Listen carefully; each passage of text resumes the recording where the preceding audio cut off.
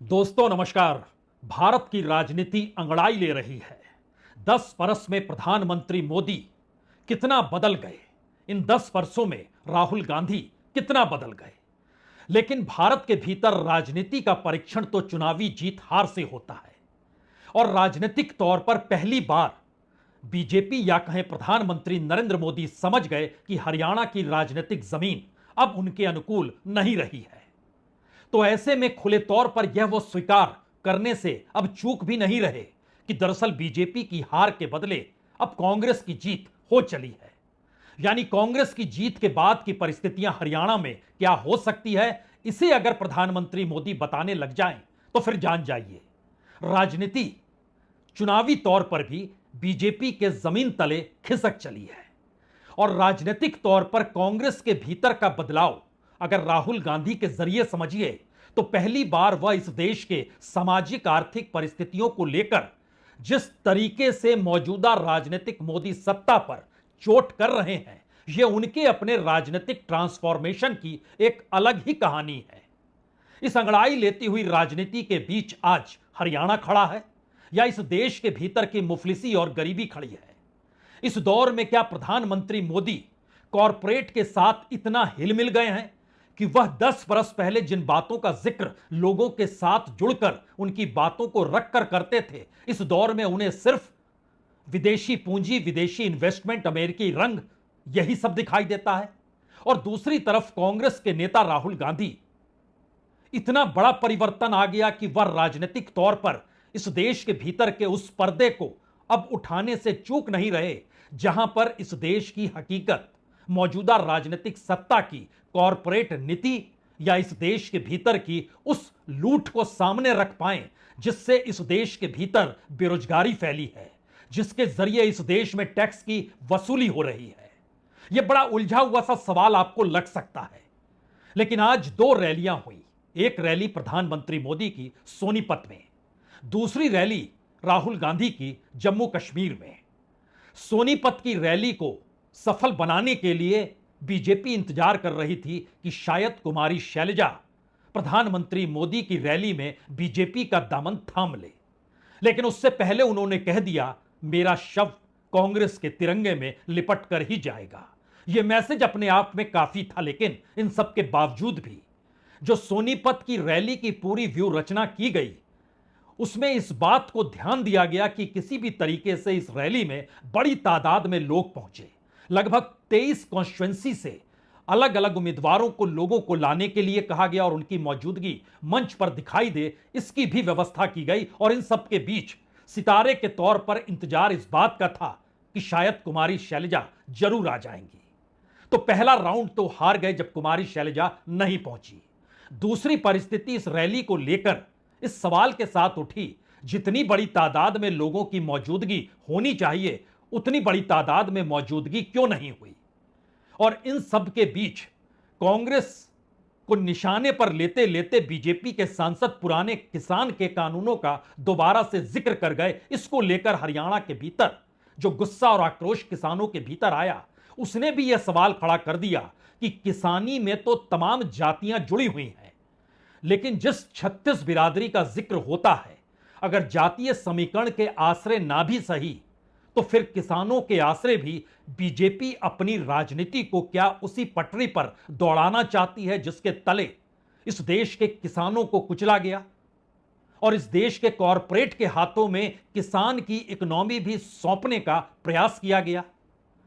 और यहीं से यह सवाल शायद बड़ा हो चला कि आखिर प्रधानमंत्री मोदी की अपनी आर्थिक नीति क्या है। इस आर्थिक नीति के दायरे में किसानों का कोई महत्व है या नहीं है। इन सवालों का जवाब तो राहुल गांधी अपने तौर पर देते चले गए। लेकिन यहां पर सोनीपत की रैली में प्रधानमंत्री मोदी ने यह मान लिया कि दरअसल कांग्रेस जीत जाएगी। गलती से एक बार नहीं, दो बार नहीं, 3 बार उन्होंने कहा गलती से अगर कांग्रेस जीत गई तो।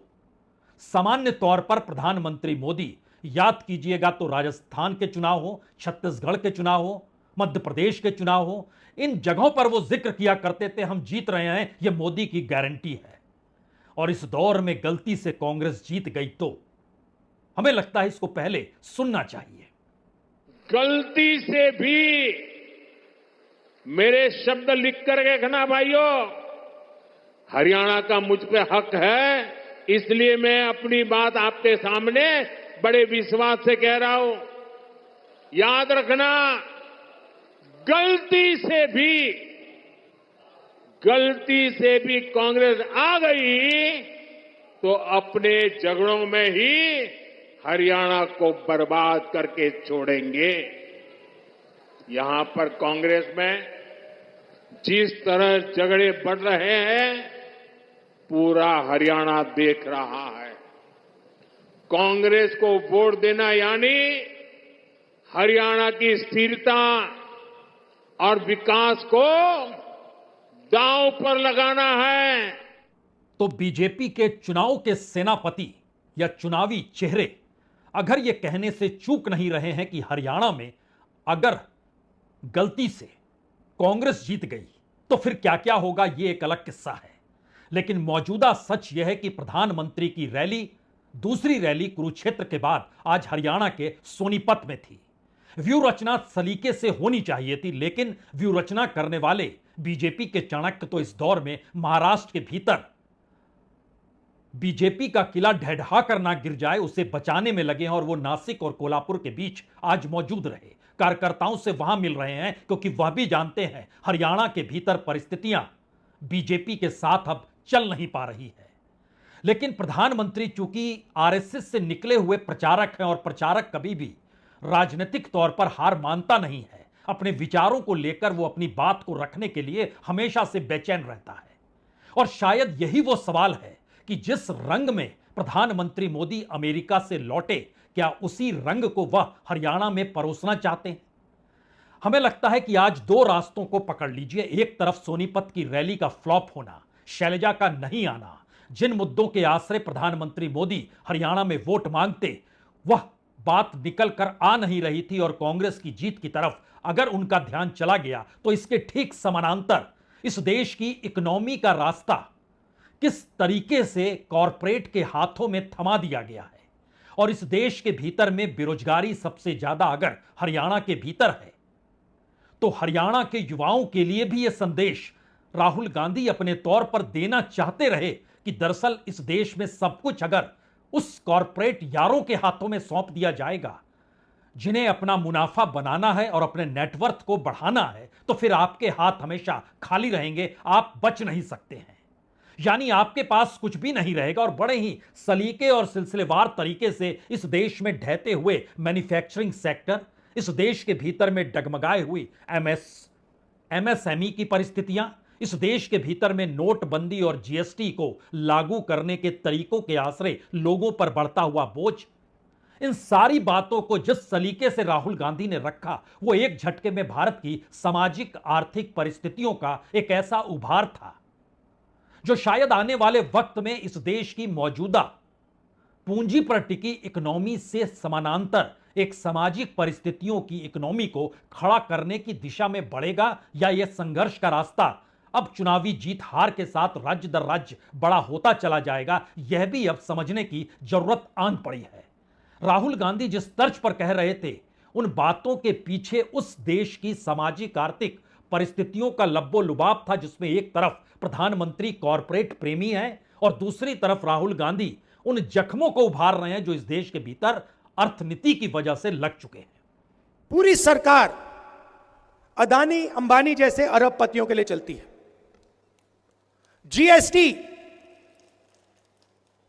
जीएसटी एक हथियार है। जम्मू के एंटरप्रेन्योर्स, जम्मू के स्मॉल और मीडियम बिजनेसेस पर आक्रमण करने का हथियार है।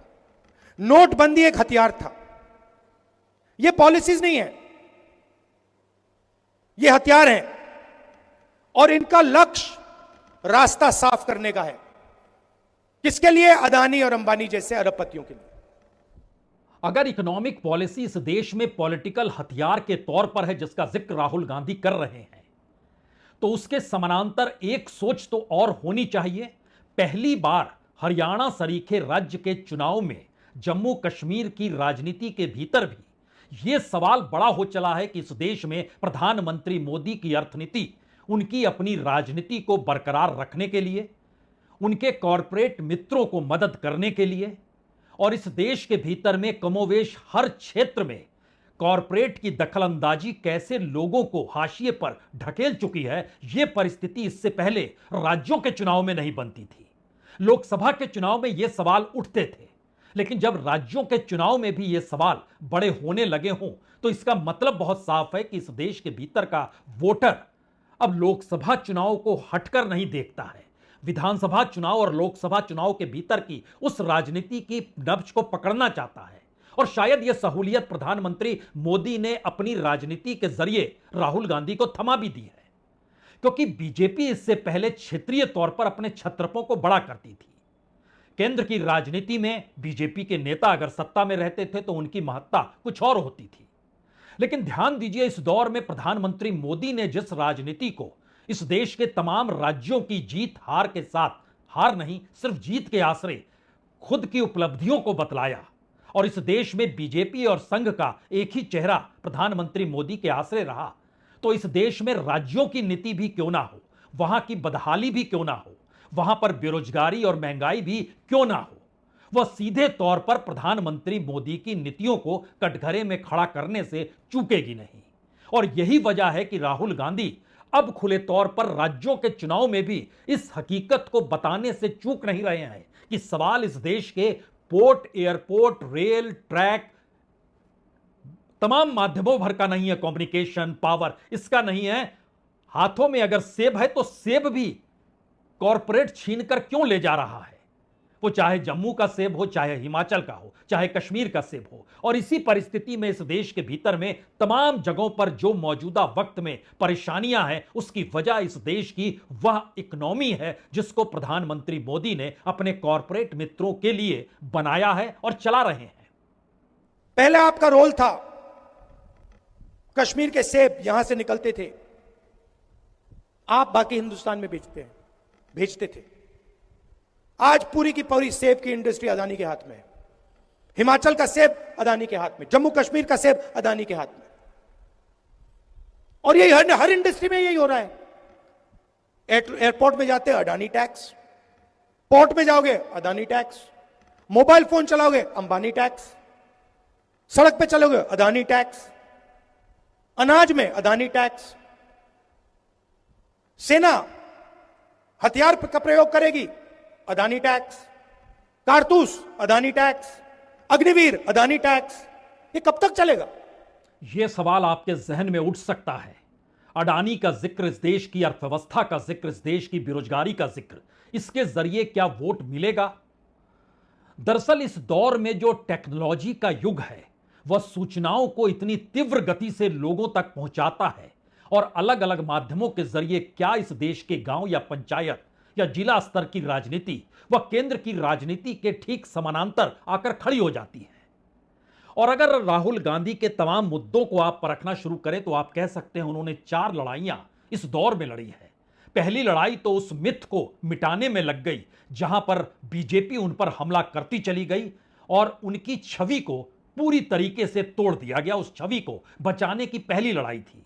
दूसरी लड़ाई आप कह सकते हैं इस दौर में आइडियोलॉजिकली पॉलिटिकल लीडर के तौर पर क्या वाकई किसी पॉलिटिकल पार्टी में नेता की जरूरत है या फिर वोट की राजनीति के आश्रय ही नेता की पहचान होगी, जैसे प्रधानमंत्री मोदी ने अपने चेहरे को पूरे तरीके से स्थापित चुनावी जीत के आश्रय किया।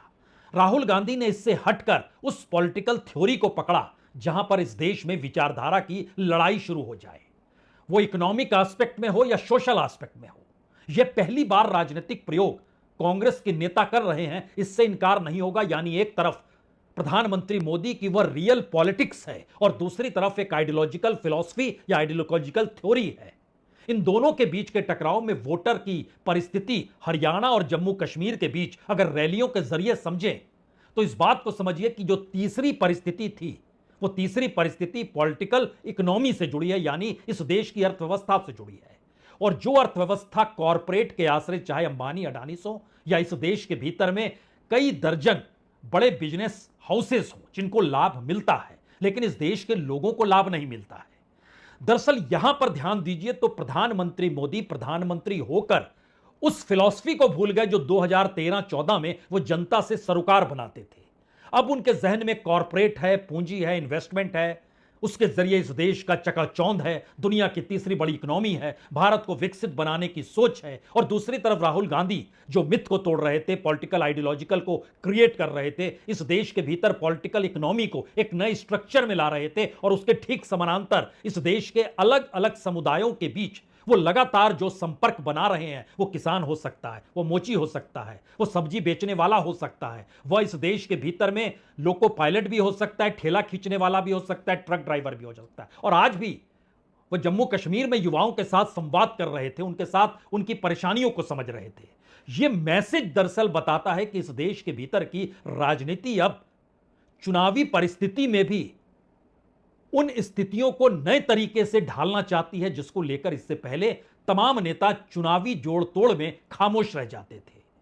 और शायद यही वो वजह है कि हरियाणा के भीतर सोनीपत की रैली फ्लॉप इसलिए हो गई क्योंकि प्रधानमंत्री मोदी के पास कहने के लिए भारत के सरोकार से जुड़ी हुई अर्थनीति का कोई हिस्सा नहीं था, उनकी अपनी इकोनॉमी का कोई ढांचा नहीं था। और ये बताने से वो चूके भी नहीं, मैं अमेरिका से लौटा हूं, मैं बड़े बड़े कॉर्पोरेट घरानों से मिलकर लौटा हूं, सभी खूब इन्वेस्ट करेंगे, हम रहेंगे तो इन्वेस्ट करेंगे, दूसरे नहीं, दूसरे आ जाएंगे तो नहीं करेंगे। और शायद ये एक उनकी पॉलिटिकल हार इस वक्तव्य में नजर आने लगी। भाइयों और बहनों, कल रात को ही मैं अमेरिका से लौटा हूं। अमेरिका में मेरी मुलाकात दुनिया के बड़े बड़े नेताओं से, बड़ी बड़ी कंपनियां चलाने वालों से हुई। जिन कंपनियों के सीईओ से मैं मिला, एक एक कंपनी लाखों करोड़ रुपए के कारोबार कम करती है। मैंने उन्हें भारत के नौजवानों के टैलेंट के बारे में बताया। साथियों, पिछले 10 साल में पूरी दुनिया में भारत पर भरोसा बढ़ा है। जाहिर है यहां कोई भी यह सवाल प्रधानमंत्री मोदी से पूछ सकता है या उसके जहन में यह सवाल उठ सकता है कि बीते 10 वर्षों से 2014 से ना सिर्फ केंद्र में बल्कि हरियाणा में भी तो बीजेपी की ही सरकार रही। इस दौर में कितना इन्वेस्टमेंट आया तो उसका लाभ कितना युवाओं को मिला, कितनी नौकरियां पैदा हुई, मैन्युफैक्चरिंग सेक्टर हरियाणा में नेगेटिव स्थिति में क्यों चला गया। जो एक वक्त चकाचौंध में गुड़गांव का इलाका और फरीदाबाद का इलाका रहता था, आज वहां पर दुकानें बंद क्यों है, शटर गिरा हुआ क्यों है, अंधेरा क्यों समाया हुआ है। और इन सबके बीच किसानों और मजदूरों के सवाल, उससे भी हरियाणा लगातार जूझ रहा है। इन सारे सवालों का जवाब आपको मिलेगा नहीं, क्योंकि सवाल यह है कि क्या वाकई इस देश के भीतर की राजनीतिक सत्ता पूरे तरीके से उस कॉरपोरेट के हथेली में समा चुकी है जिसकी पूंजी के आश्रय उसे चुनावी जीत मिलती है। और चुनावी जीत राजनीतिक तौर पर तिकड़मों के आश्रय कैसे कैसे राज्यों में सरकारों को तोड़कर किया गया, क्या उस दिशा को ही महत्वपूर्ण अब मौजूदा दिल्ली की सत्ता मानती है और यही उसकी पहचान है। क्योंकि अगर हरियाणा की रैली में प्रधानमंत्री यह कहते हैं कि अगर गलती से कांग्रेस आ गई, उसके बाद वो अमेरिका का जिक्र करते हैं, तो अगला सवाल कोई भी पूछ सकता है, क्या वाकई हरियाणा में अब परिणामों का इंतजार बीजेपी कर रही है। क्योंकि परिणाम अगर 90 सीटों में 45 के इर्द गिर्द 2-3 सीट कम या 2-3, 4-5 सीट ज्यादा भी कांग्रेस को मिल जाए तो भी तोड़फोड़ करने की स्थिति से बीजेपी चूकेगी नहीं और उसका ऑपरेशन लोटस शुरू हो जाएगा। क्योंकि पैसा अता है और इस दौर में कॉरपोरेट का सब कुछ बीजेपी के साथ लगा हुआ है। बीते 10 वर्षों में जितनी पूंजी कॉरपोरेट की लगी, क्या वो उसे गंवाने को तैयार होगी। 4-5 बड़े राज्यों में एक हरियाणा भी आता है जहां बड़ी तादाद में कॉरपोरेट की पूंजी लगी है। उस कॉरपोरेट की पूंजी में इस देश के बड़े बड़े कॉरपोरेट की हिस्सेदारी है। राजनीतिक तौर पर हरियाणा के बाद महाराष्ट्र में चुनाव होने हैं और कॉरपोरेट अगर अपनी पूरी साख या पूरा पैसा इस दौर में मोदी सरकार के पीछे लगाए हुए है, तो क्या वो गंवाने को तैयार होगा, या ऐसे हालात में वह जोड़ तोड़ की परिस्थिति में सब कुछ सारी पोटली खोल देगा। यह एक राजनीतिक मशक्कत है। जो जनता के वोटर से नहीं हो पाया वो कॉरपोरेट के पैसे से क्या अमल में लाया जा सकता है? लेकिन दूसरी तरफ, इसके उलट अगर दूसरी तरफ देखिएगा तो पहली बार यह भी नजर आ रहा है कि एक वक्त कांग्रेस भी आसमान में उड़ा करती थी। उस दौर में बीजेपी स्वदेशी का जिक्र करती थी, विदेशी इन्वेस्टमेंट को गलत मानती थी। इस देश के स्ट्रेटेजिक सेक्टर में तो वो बिल्कुल नहीं चाहती थी कि पश्चिमी पूंजी आए। लेकिन इस दौर में सब कुछ पलट गया। अगर मौजूदा बीजेपी सत्ता, आरएसएस की सोच स्वदेशी से निकलकर विदेशी पूंजी के आश्रय चली गई, प्रधानमंत्री मोदी जो संघ के प्रचारक के तौर पर जिनकी ट्रेनिंग हुई, वह धीरे धीरे अपने आप में तब्दीली लाते लाते पूरे तरीके से दुनिया के बड़े कॉरपोरेट के भीतर अपनी सत्ता की ताकत देखने लगे, जनता को भूल गए। और दूसरी तरफ राहुल गांधी उसी जनता से पूछते हैं कि देखिए, एक तरफ 16 लाख करोड़ की माफी और दूसरी तरफ आपको कोई माफी मिली है? आप जो टैक्स देते हैं, जो पैसा चुकाते हैं, कर्ज नहीं दीजिएगा तो आप जेल में रहिएगा। लेकिन इन सब के बावजूद भी इस देश की सत्ता आपकी तरफ नहीं देखती है। यह एक बिल्कुल नई परिस्थिति है। ये कब तक चलेगा? 16 लाख करोड़ रुपए कर्जा माफ किया है अदानी अंबानी जैसे 25 लोगों का, नरेंद्र मोदी। आप शेम कह रहे हो, मगर मैं आपसे पूछना चाहता हूं, जम्मू के छोटे बिजनेस वालों का, जम्मू के किसानों का कितना टैक्स माफ हुआ है? जो आपके युवा 18-19 घंटे पढ़ाई करते हैं, सपना देखते हैं, एजुकेशन के लिए लोन लेते हैं, उनका कितना टैक्स माफ, उनका कितना माफ हुआ है पैसा? उनके कितने बैंक लोन माफ हुए हैं? कोई बीमार होता है, अस्पतालों में लाखों रुपए लग जाते हैं, उनका कितना कर्ज माफ हुआ है? जीरो। आप अगर बैंक लोन लेते हो और पैसा वापस नहीं देते हो, आपको जेल में डाल देते हैं, जेल में डाल देते हैं। और अंबानी अदानी जैसे लोग बैंक लोन लेते हैं, पैसा वापस नहीं देते हैं, कहते हैं चलो और पैसा ले लो। कितना चाहिए? 1,000 करोड़, 2,000 करोड़, 50,000 करोड़, 1 लाख करोड़, जितना चाहिए ले लो, जो करना है करो। अब इन बातों को सुनकर एक बात तो तय है कि भारत की राजनीति वाकई अंगड़ाई ले रही है। और राजनीतिक अंगड़ाई का मतलब यह है कि इस देश की सामाजिक आर्थिक परिस्थितियां इस देश में राजनीतिक सत्ता के सरोकारों से मैच करती नहीं है। और दूसरी तरफ इस देश के जनता और वोटरों के भीतर भी जो सवाल हैं, वो सवालों का जवाब दे पाने की स्थिति में मौजूदा मोदी सरकार है नहीं। तो ऐसे में जिन समीकरणों के आश्रय राजनीति चलाई जाती है, साधी जाती है, उसमें पूंजी और पैसे का अगर बड़ा योगदान है, तो इस देश के भीतर में जातीय समीकरणों को अपने अनुकूल नेताओं को अपने साथ लाकर साधने की भी एक सोच है। यानी 3 ऐसे सवाल इस दौर में खड़े हो चुके हैं जो हरियाणा और जम्मू कश्मीर के चुनाव परिणामों के बाद और महाराष्ट्र के परिणामों को भी अगर उसमें जोड़िएगा तो 3 सवाल शायद देश के सामने सबसे बड़े होंगे। पहली बात तो यह है कि तमाम राजनीतिक दलों के भीतर के पुराने नेता अभी तक जिन सवालों को उठाते थे उसको कोई सुनना दिखाना नहीं चाहता है। अगर आप गोदी मीडिया के टेलीविजन स्क्रीन पर भी सोचेंगे कि किसी दूसरी पॉलिटिकल पार्टी का नेता आपको दिखाई दे जाए भाषण देते हुए, आप नहीं देखेंगे। वजह बहुत साफ है, लोग सुनना देखना नहीं चाहते उनको, क्योंकि इस दौर में प्रधानमंत्री मोदी पराकाष्ठा पे इस देश के कॉरपोरेट और दुनिया की पूंजी के आश्रय राज करने की दिशा में बढ़ गए। दूसरी तरफ राहुल गांधी कांग्रेसियों के भीतर भी जिनमें राज करने वाली प्रवृत्ति थी, उनको जमीन पर पटक कर लाकर उस राजनीति का पाठ पढ़ाने में लग गए कि लोगों से आपको जुड़ना होगा। यानी एक बड़ा राजनीतिक बदलाव इंटेलेक्चुअली, पॉलिटिकली और फिलोसफिकली भी, और उसके साथ साथ उस विचारधारा के आश्रय भी जिसको इस देश की जनता पसंद कर रही है। क्या क्या इस देश के भीतर हर पॉलिटिकल पार्टी के भीतर अब एक राहुल गांधी की खोज होगी जो उन बातों को सलीके से रख सके? यह पहला सवाल है। दूसरा सवाल, अगर राज्यों के चुनाव में एक के बाद एक बीजेपी को हार मिलेगी तो क्या बीजेपी के भीतर का सवाल यह बड़ा होने लगेगा कि सवाल बीजेपी के अध्यक्ष कौन होंगे, संजय जोशी को ले आया जाए या फिर आरएसएस के जुड़ के ले आया जाए? इससे काम नहीं चलेगा। अब आरएसएस से भी मुक्त और पुराने बीजेपी के नेताओं से भी मुक्त एक नए चेहरे की तलाश बीजेपी के भीतर भी शुरू होगी। और ये तमाम पॉलिटिकल पार्टीज में जो उस पुरानी धारा में चले आ रहे थे वो अब चलेंगे नहीं। हर को एक नए इंटेलेक्चुअल एस्पेक्ट में चीजों को रखना होगा। तीसरा सवाल, इस देश का वोटर अगर